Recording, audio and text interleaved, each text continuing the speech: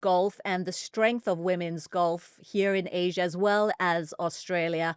I mean, we've got the likes of Lydia Ko and Yuka Saso, Amy Yang, Park In-bi, to the very latest major winner, Mao Saigo. This part of the world just feels like the epicenter of golf right now and has really felt like that for a couple of years. One of the names who could soon be joining the likes of Inbi Park and Amy Yang and Lydia Ko on the bigger stage is Shannon Tan. She's a 21-year-old Singaporean who won on her LET debut back in February 2024. She's a very, very busy young woman, but she made the time to speak to me a few days ago. Shannon, welcome to the show. I believe you are back in this part of the world. I'm in Singapore, you're in Johor. How good does it feel to be back home? Yeah, definitely really great to be back home. I got 3 weeks in between my events from South Africa to Korea. So yeah, it's good to be home with family and to catch up and to see them, I guess. It's been quite a while since I've seen them.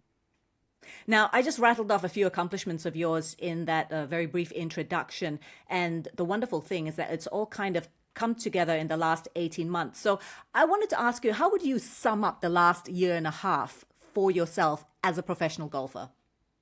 I mean, I would say a lot has happened, like from going to qualifying school while still in college, still in my sophomore year in college, and then yeah, getting my tour card, winning on my debut on the LET, and then teeing it up at the Olympics, and then making the cut at the Open, finishing sixth on the Order of Merit. So I would say a lot has definitely happened in the past 18 months and since turning professional. But I mean, it's a good thing when a lot of these things happened and you know that your decision has paid off.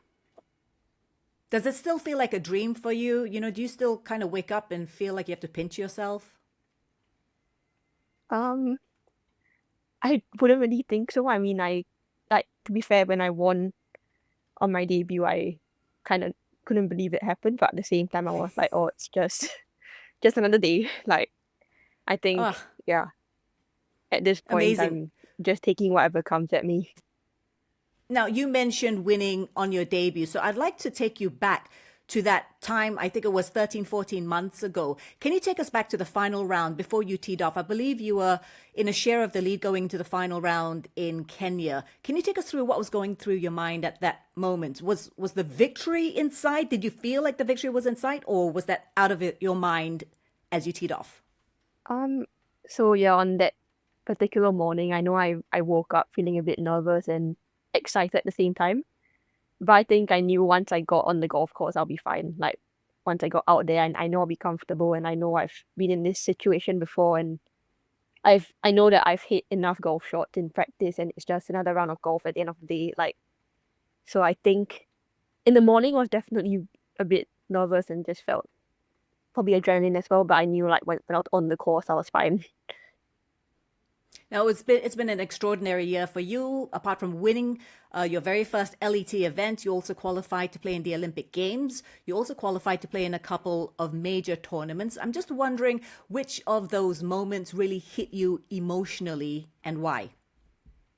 I would probably say the Olympics hit me the most emotionally. I mean, the Olympics is just like the biggest sporting stage, and like it's the pinnacle of sport for most sports. So I mean, to wear the national flag, and yeah, I mean on that first tee box, I just felt a lot of adrenaline and felt good. I mean, it turned out well. Like I remember I hit that drive pretty far. Like I had a lot of adrenaline that moment. But I mean, yeah, overall just really honored and proud to have represented Singapore and be the first Singaporean golfer to tee up at the Olympics as well. I wanted to ask you as well, you've achieved things that no other Singaporean golfer, male or female, has ever achieved before.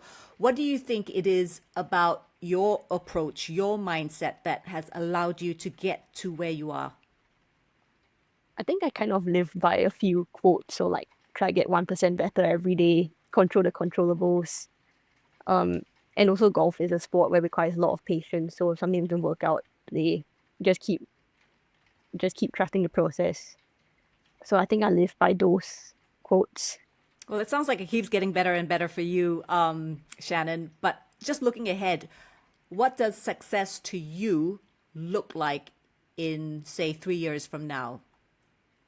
I mean, definitely getting my LPGA tour card is something that I've always wanted. Like, I've always watched those events on TV as a kid, or like growing up, just always watched the LPGA players and basically learned from them, like watching them play. So I mean, playing on like the biggest stage in women's golf is definitely one of the things I'm working towards.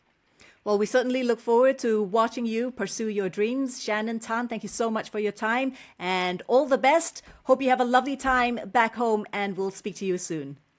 Thank you, and thanks for having me as well. Yeah, it was really great to catch up with Shannon. She's an extraordinary young woman, ladies. I first met her when she was about 15 or 16 years old, and she was an extremely shy girl. And now, 5 years on, she is representing Singapore. She is flying the flag for us, and she's really owning it. Now, she knows that her family has made a lot of sacrifices for her. What didn't come up in that interview was that at the age of 14, the whole family moved to the Gold Coast in order to allow her to pursue her career in golf. And that meant the father giving up his job and having to set up a business by himself in Australia. So a lot of sacrifices. And that has spurred her on even more. And what is incredible is that she seems to be taking it all in her stride. She spends a lot of time traveling alone without her family. She has a caddy. And that's it, it's just her and her caddy. But whatever setup she has with her family, with the people who do support her, it seems to be working very, very well. She's really blazing a trail, and sometimes all you need is one person to set things in motion. So I think Shannon is doing great things for herself, but by doing what she's doing and achieving what she's achieving, this will have amazing repercussions for young Singaporean golfers who are chasing the same dream. I mean, Kate, just look at Kari Webb. Remember her in the 1990s and early 2000s? I think she put Australia on the golfing map. She was the first player ever to win $1 million in one LPGA season. She won 7 majors, dozens of LPGA titles.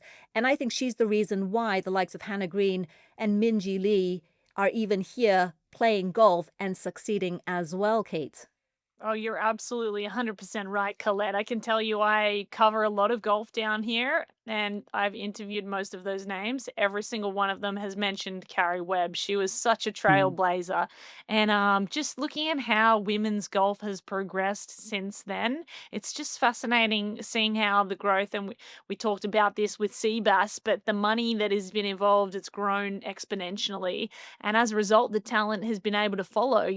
Traveling on the LPGA tour or the LET is very intensive, it's grueling, but it's expensive. And these players have to pay their own way around the world, from when they're an amateur to when they get on the tour. And they spend so much money, so much time. I know that Lydia Ko, she told me she's away for 30 weeks at 26 events on average, in a standard year. Obviously, she is one of the best. But if you think about those other players that are a little lower down that are trying to make it and they're not getting the huge prize money that maybe the top players are, it's a lot. So, yeah, it's just awesome to see new young guns, especially out of Singapore.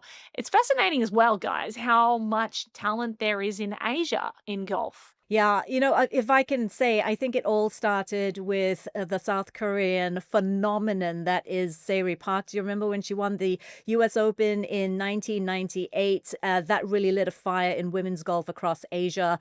Her success inspired this generation of young golfers, which we are seeing right now. And it's not just Koreans. The Japanese have produced some exceptional stars like Nasa Hataoka and Hinako Shibino, and now Hibino as well, and Mao Saigo, who's just won the Chevron Championship.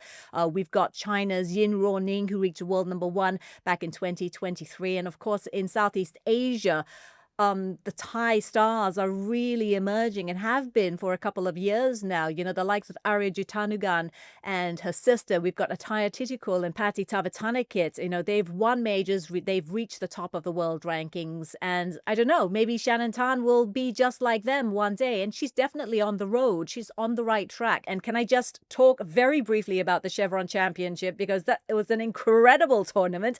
A 5-way playoff it ended in. My Mao Saigo winning that. She was the one who came through, 23 years old from Japan, winning her first LPGA title as well as her first major.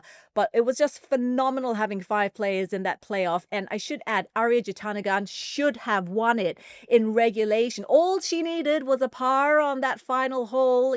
So easy to say, isn't it? But when you've got that last few shots to win the title, I don't know what happened.